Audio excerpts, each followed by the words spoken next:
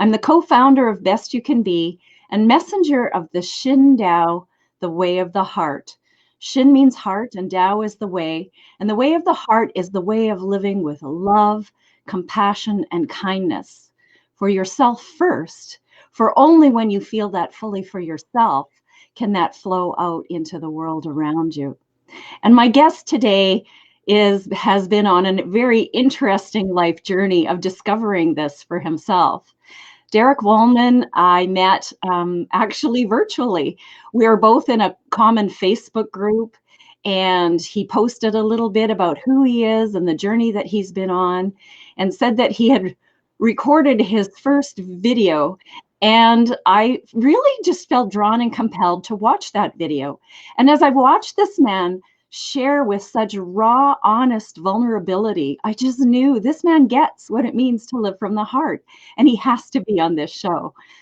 So just before I bring Derek on screen, I'll just draw your attention. There is a crawler at the bottom of the screen that invites you to receive a complimentary subscription to Heart and Mind Matters. Every other Tuesday morning, we produce an e-zine with an inspirational article, an uplifting quote, a YouTube video, and a list of events, both online and live, that you might be interested in engaging in that can enhance your quality of life.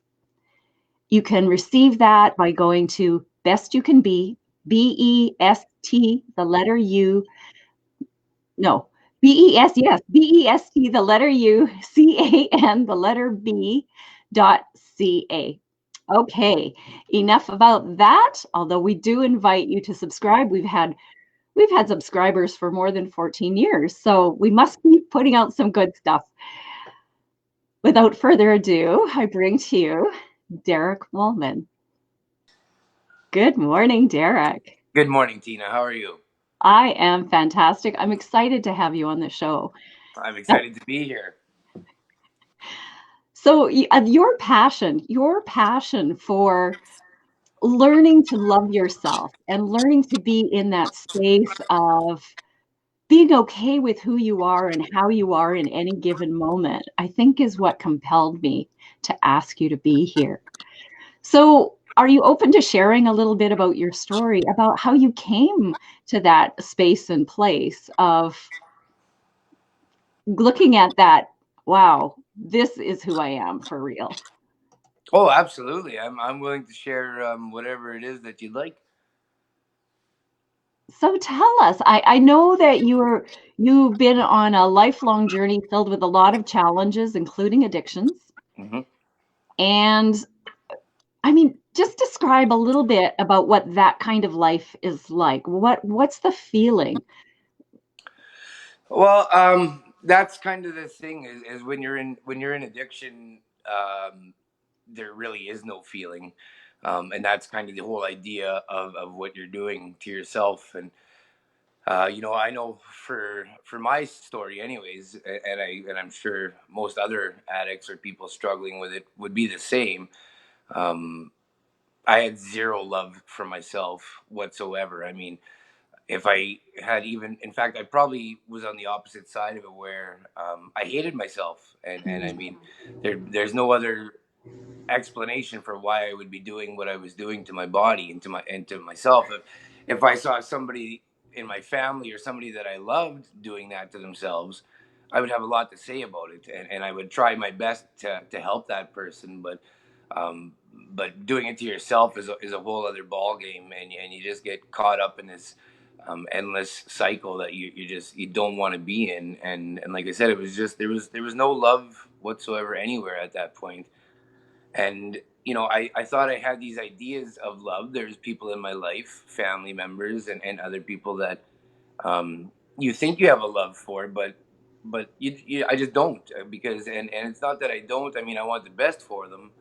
I don't know how to love them. It's just I don't know how to love myself. I don't know how to love anybody. Like my idea of love then was they got a problem. Well, I got an answer. Well, no, that's not what love is, and stuff like that. And it's just being there for them, and it's much different than what I used to think it was about. And it wasn't until I learned how to actually love myself for who I am that I was able to give anybody love. And it's like, I heard Mr. Dyer one time say, like, if somebody came and asked me for oranges, well, if I don't have oranges, I can't give you oranges. So I need to go get them before I can give them to you. So I had to go and find love before I could give it to anybody. So That's so brilliant. And as I say, that's the foundation for the Shin Dao, for living the way of the heart, is understanding that. yeah. So how did you come to that place? I mean, how do you learn to love yourself when you've been hating yourself since like forever and have no idea what love is? The right people. It's just the right people coming into your life. And I can look back at it with that hindsight now, and I can see these people were coming into my life throughout my entire life. They were always there, but I was ignoring them. I didn't want to hear them. I had my own ideas and my own plans, and I didn't want to hear the story that the universe had for me. I got my own ideas of my story, and it was just actually a little while ago, because I just recently went into remission for a second time with non-Hodgkin's lymphoma. And it was the first time I remember I was going through it. I was getting ready to do treatment for the very first time. And me and my partner, we lived in Gimli, and I would just go sit by the water often by myself and fish. And I went down there one day, and as I'm walking away, I see this gentleman, and I saw him a day or two before, and small talk about fishing. But we started to get into this conversation, and he was this amazing gentleman. He had a German accent and that, but he was just so soft spoken and so sweet. And we got into talking about everything. And at the end of it, he says, as I'm walking away, he says, "Derek, is it okay if I pray for you?" And I thought, that seems really weird, but okay. And he did, and it was beautiful. And I got home and I started thinking about him, like, who was that guy? Like, where did he come from? Like, what was that about? And all of a sudden, I just kind of had this, I don't know if it'd be what you call a voice or whatever, but just this kind of thought just came to me and said, "What do you mean, Derek? I've always been here." And I just kind of realized, and I started, and like a Rolodex went off in my head of all these people in my life who had been there, and it's like they're all standing there going, "I told you," and it was the beginning. It was just kind of the start of it all, and we ended up going through the treatments and everything, and I came out of that with flying colors, and I was in remission, and then a bump came in mine and my partner's life, and we had a little bit. There's no book on how to deal with life and how things come at you and everything else, and so there was a bit of a hiccup in our relationship at one point that I found myself just kind of standing outside, wondering what the heck happened here, and yeah, I was at that point where I got a choice to make. I can go back into the house, and I can sit on the couch, and I can start off a whole big pity party about what went wrong or what might have happened, and et cetera, et cetera. But I know where that's going to get me, and I know what's going to happen if I do that. Or I can go out and I could see what it is all these people have been telling me that they see when they look at me. At that point, I'd been working in addictions for a couple years already. I had helped countless people. I'd been around the program for 5 years already. So, and I've been having all these people telling me these positive things, but I'm just an addict. Don't give me that title yet. And that morning I just stood there and I'm like, okay, well, here's my options. I get in the house or I get in the truck and I go. And I went in the truck, and I went to 3 meetings that day. Like, in recovery, we have our meetings, and I ended up at 3 of them that day. And that night when I got home after one of the hardest days of my life was when I made that video that you watched. Oh, wow. So it Okay. was kind of that night, and after that, just lights began to switch on, and since then, the universe has just been writing the story brilliantly, and I just got to quit trying to steal the pen. Oh, so well said. Oh my gosh. You I know, heard it somewhere else. what amazes me, Derek, is that you have just encapsulated like the spiritual teachings of unity and of all kinds of new thought centers and just this whole you just encapsulated it all into this one neat little story of your life, and it's amazing because that's when people feel isolated and alone and they can't feel the love. when they think they are alone, and they miss those opportunities. They miss seeing the gifts of the people that come forward. Mm-hmm. And so often I hear this over and over and over. It takes some kind of tragedy to wake people up. Yeah.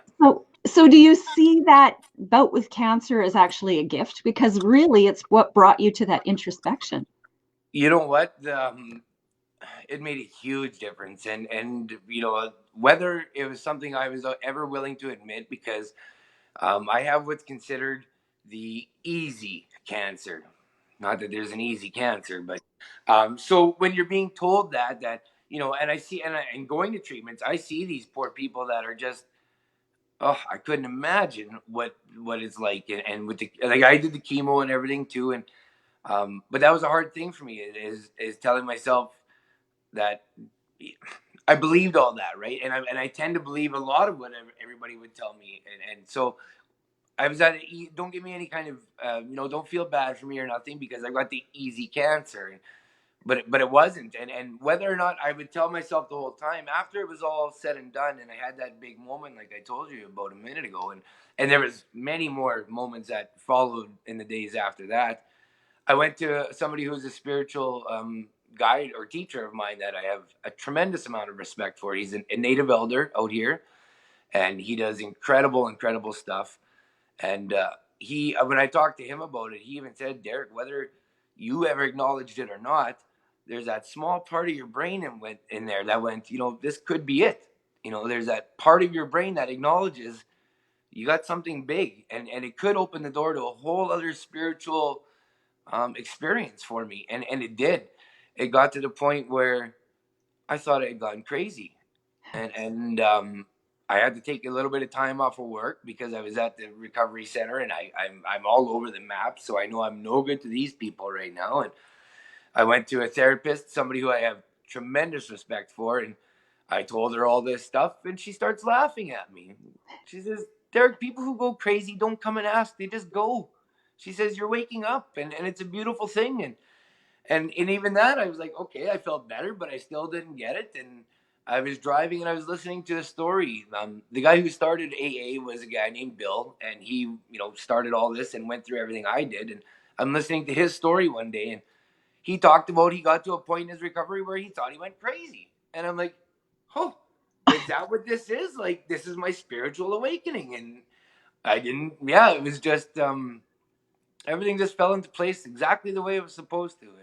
And since then, me and that girl, we figured out our stuff, and now we live together, and we have an amazing little family with two little dogs that are being really good right now, so that's nice. And yeah, life is just fantastic.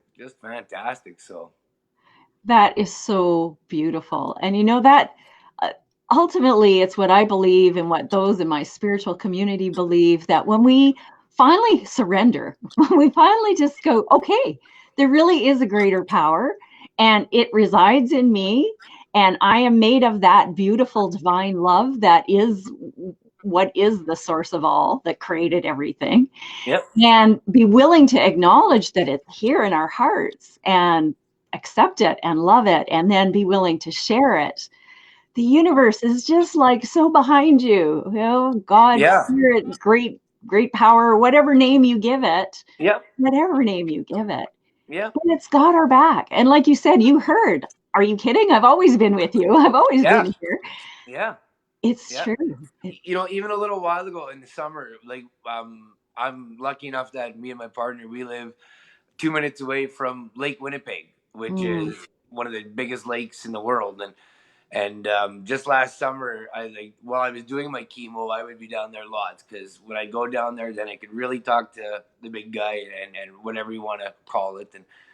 And I was down there the one night, and I was just looking out, and it's just absolutely gorgeous. And it's like just the colors in the skies at the sunfall or sunset, and it's just amazing. And I have this thought all of a sudden. It's like I'm looking at this with such awe and beauty, and whatever it was that decided that they needed to create that, thought it was just as important to take time to create me. Gosh. And what a humbling thought and feeling that is, right? Like, you know, I was created by the exact same thing that created this that I can't stop staring at right now, and it's all from within, right?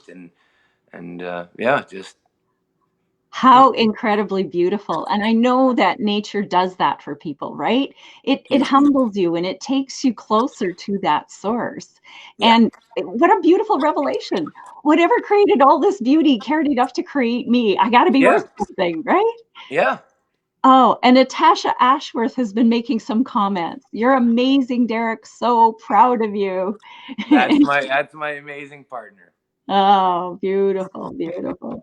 Yeah, and it showed up on my screen 3 times. So she Yeah. really wants you to know it. Okay. Yeah, I love you, babe. That's beautiful. I love to see that support. And Yeah. like I said, I knew there was some part of me that just knew when I heard you speaking. This is a man who's in alignment with what we believe and what the Shindao philosophy is and everything you're saying. We have these 12 tenets, these 12 principles for living a really good life. And one of them is connect with nature, right? Yeah. That takes us again to our true sense. Oh, Huge, huge, huge. And like out here, we have so much incredible wildlife all around us. We're lucky enough to have massive bald eagles, and they're all over the place. There's just huge eagles everywhere. And actually, just a little while ago, I was invited by that gentleman I was telling you about while I was going through my healing. He thought there was something he was doing that I just needed to be a part of for my healing journey. And somebody had brought him a deceased eagle, and asked him if he could, ceremonial remove feathers and stuff like that. And he asked me to come and be a part of it. oh wow. And so I got to go and help remove these feathers, and like he gave me a couple feathers that I have. But all I could think of, I was just in awe seeing this giant eagle, and as much as this thing is built to kill, the talons on it, the beak on it, like this thing is a shredding machine. To feel the soft down feathers and everything else on this bird, which is just such a feared predator, but at the same time, when you get right up close, you see those soft sides of it, right? And Mm. that really delicate down feathers and everything. And it's just to see how they're layered together in such an incredible design, like engineering at its finest. Like it's unbelievable, and it was just an incredible experience. It was incredible. What an honor, because of Yeah. course the eagle is so sacred in our Native people's traditions. Yep. Yep. And if you look at all, just about everyone knows that the eagle represents having that bird's eye view of having a bigger vision of being able to see and remove yourself from being in the midst of what's going on and see it from a higher level. Well, and they say that the eagles are the ones who fly high, so they're the ones who can get the messages to Creator or to the universe or whatever it is. But sometimes to get those important messages, we have to work with the birds on a one-on-one, close, personal experience. And as sad as it is to see that eagle lying there like that, it's a beautiful thing too, because the respect that this bird was shown for days leading up to that, and then for days after that as well, is just incredible. It's just incredible. It was something else to be a part of, that's for sure. Oh wow, yeah, such an honor. I just got chills all over as you were describing that because it just like what a beautiful experience. And there's no pictures to share because something like that doesn't require pictures. They're all right here, and that's where I need it. So Yeah. yeah. Yeah, the pictures are there and the feelings are there, right? Oh, absolutely, absolutely. Yeah, Oh, never, never go away. yeah. Nope. But that's something that will stay with me forever. Oh, yeah. So, I'm going to share with you that there are 4 basic pillars in the Shindao, and that's develop your body, inspire your mind, open your heart, and elevate your spirit. And I'm willing to bet that you're doing a pretty good job of touching all 4 of those pillars yourself as you've gone through this recovery, because you understand, certainly, especially from the bouts with cancer, how important it is to take care of that body. Yep. Yep. I you know it's it is one of the last things that I've been dragging. Is I'm trying my hardest to take better care of my body. I'm trying. It's unbelievable. Like, I'm able to drop hard drugs and get past all that stuff, but the candy bar, it's just got this, like, it's just unbelievable. And that couple scoops of sugar in your coffee, and it's like, oh, it's just so bad for you. But it's like you were saying earlier, like, with certain things, you can just go through them and go through the motions. Whereas addiction, it's like, okay, you're at that wall, make a choice. What are you going to do? Are you going to die, or are you going to keep going? Whereas a candy bar has never given me that ultimatum. It's never like, if you eat me, you're going to die, Derek. No, it's you're tasty, and I'm going to eat you. So I'm trying to get those things better, but it's all progress. Well, do you know what's interesting? And I don't know how well known a fact it is, but sugar is the most addictive substance on the planet. Oh my, yeah. Me and Natasha have been doing a lot of looking up on that stuff, and they put it in everything, Yeah, even in things that there's no need for it. They put it in. It's unbelievable. Like, yeah, it's everywhere. it is. It's a really big job to remove it from your diet. And I know from personal experience, because my blood sugar levels have risen to a level that the medical system labels me as a diabetic. And that comes as a huge surprise to people because I'm underweight. I look like I'm very physically fit. I eat extremely well. Yeah, But the truth is, I was raised on sugar. When we were little, we had pre sweetened cereals, we had cookies and cakes all day long, we always had dessert after supper, and my dad made us ice cream sundaes before we went to bed. I mean, we were raised on sugar and carbohydrates, breads, yeah, and so the body just it has to process all of that. And I think it got overworked at a very young age. yeah, Um, that's what I think is going on. But what I've learned is as I cut out the sugar, it gets easier to not want it. yeah. But the minute you have something with sugar in it, it's like, wow, it's there. It grabs you so fast. Oh man, it's unbelievable. It's unbelievable. And like you said, I'm getting used to it. Like, I used to do double coffee, so I'm eliminating that. And if I yesterday I accidentally ordered a double, and it was so sweet just because I'm not used to it now, right? And so it's all progress, and just being mindful, and trying to improve it anywhere, and the best I can.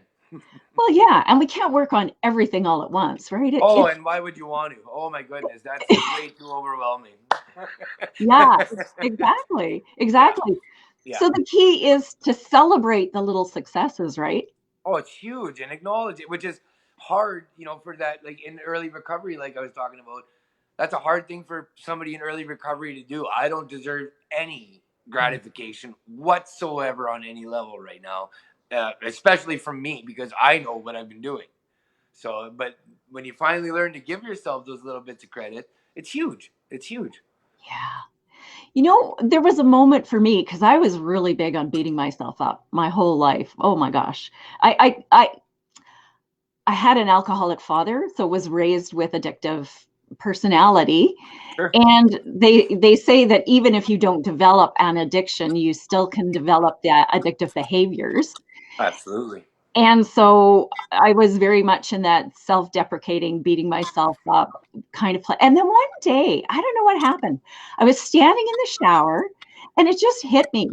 Like, how am I ever going to improve if everything I do, I put myself down for? Like, even if it's a step forward and I'm saying, yeah, but it wasn't good enough. You could have done more of that.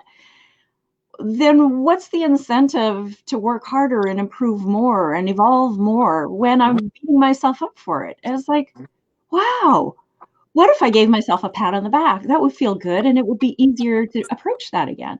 Yeah. Yeah. Yeah, And then, and instead of, like you say, beating ourselves up, it was a little while ago, because that's something that I've been very mindful of, and I try to promote that as much as you can. Like, the person you talk to the most in your life is yourself. So make sure you're saying the right things, and talk nice to yourself. Like, the world, there's already enough people out there who are against you, or possibly against you, whatever, and you don't need to be one of them. And it was, well, about a year and a half ago, 2 years ago, I was at the treatment center working, and something had happened that night, and I was kind of going over my day in my head as I was driving home, and And I thought about something, and I went, "Oh, Derek, you're such an idiot." And I immediately stopped, and my demeanor even kind of changed. And I thought, and I said, like, "Don't call me that." I said it out loud, and I'm like, "You're right. You're not an idiot. You got to be a lot more mindful and be a lot more careful about what you're doing, because these are people's lives, and etc. or whatever it was." And but I immediately caught myself, and I was like, "Don't call me that." And I'm right. Like, why? I wouldn't call that. I wouldn't call you that. I wouldn't call somebody else that. Why would I call myself that? And there's just no need for it, and it's not going to help. And by acknowledging it, and moving past it, and even apologizing to myself for it, I felt better. And it's just, yeah, I don't need to be one of those people like that. There's enough out there as it is. And yeah, got to be nice to myself. Yeah, absolutely. Oh my gosh, yeah, you hit that nail on the head. There is a woman by the name of Dr. Kristen Neff who has been studying the concept of self-esteem versus self-compassion for over 10 years now. And she has a brilliant website called selfcompassion.org. And she talks all about the how and whys of why we're in that place of beating ourselves up and negative self-talk, and how we treat ourselves like an enemy rather than our own best friend, and how we need to do that it really is a conscious shift to treating yourself kindly. And she has all sorts of amazing tools to help people. So I think this is a great time to point it out for you and for people that you work with to assist them. It's a great resource. Self, Absolutely. yeah, selfcompassion.org. Um, and what you're describing are the things that she highly recommends, like be gentle, be kind, speak nicely to yourself. Yeah. Yeah. Yeah, Yeah. And it's just like I said, like, even if you, for me anyways, it works. If I catch myself getting mad at myself, I'll apologize. I mean, I deserve my apology just as much as the next guy. And it might sound kind of stupid thinking you have complete conversations with yourself. Yeah, I do. I really, really do. Because how else am I going to figure it all out? Like, who else am I going to talk to? that is brilliant. And you've taken that to another level. I don't think I've ever apologized to myself for that. Like, I've caught myself and corrected it, but I Yeah. don't think I've ever apologized to myself. I've actually, it gives you a different feeling almost. You just kind of feel okay, like you mean it. Like, yeah, like, let's not do this anymore. Oh, We should be working together. that is so beautiful and brilliant. Oh my gosh. I am so grateful to Source that you've had to go through the journey that you've gone through, because I think it's part of what's brought you to this place of going so deep so fast. Absolutely, I wouldn't trade any of it for anything. And I know that you're going to be an incredible resource, aid, guide for a lot of people in the years to come. And I'm so grateful that you've agreed to be here on this show and share this, just some of your wisdom with myself and our viewers. I think we're privileged to have you here in our lives, and I just thank you and honor you. Well, and I thank you for giving me this opportunity. And when you first even asked me, I got really excited, and I think I even texted you back, "Oh man, this is awesome," or something just beyond excited like that. I sent you back. But the more I watched some of your stuff, I thought this is fantastic, because like you say, like, it's, I might be not doing the Shin book of it, but it's the same ideas, right? And so when I saw your stuff and some of your interviews, I was just compelled by it. And I just thank you for the opportunity to come on here and share anything that I can, and hopefully one person maybe comes out of there feeling good. Absolutely. Yeah. What more can we ask for, right? So I am going to put your contact information on the screen here, Derek, so that if anybody who is listening to this decides they'd like to be in contact with you, just even if they just want to talk to you about what they're Absolutely. going through, Yep. whatever. So you're Derek Wallman on Facebook or Messenger. Yep. And oops, and do you want to provide some alternate means for people who aren't on Facebook? We could put down my email address, Okay. which is as the Wallman, so the and then my last name I used to have a painting business, so I was the Wallman. Oh, very good. Clever. So the Wallman 16 at live.com. 16 at live.com. Okay, let's put this on screen, see if I got it right. Derek Wallman on Facebook or Messenger, and it's going to scroll up. Come on, are you coming? There it is. It's so slow. So Wallman16 at live.com. Wonderful, wonderful, wonderful. Well, I certainly encourage people who are touched by your message to reach out to you. And I do too. yeah, again, thank you so much for being here with us today. I wish you all the best in your continued journey of exploring the beauty of life. I wish you and Natasha all the love and support in the world. And I look forward to staying in touch with you. This is not the end of our communication by any stretch. No, absolutely. And thank you again so much for introducing me to this Shin Dao, for asking me to be a part of this, and just for everything. And I'm so blessed and grateful to have met you, and I look forward to lots more conversations. Beautiful. Thank you. Thanks, So, Tina. viewers, I invite you to be back next week with my next guest. And we're here always at the same place, same time on the page Shin Dao, The Way of the Heart, at 9 a.m. Mountain. And if you miss us here live, we have a YouTube channel, and which you can access through our blog, bestyoucanbe.ca/blog. So, ciao for now.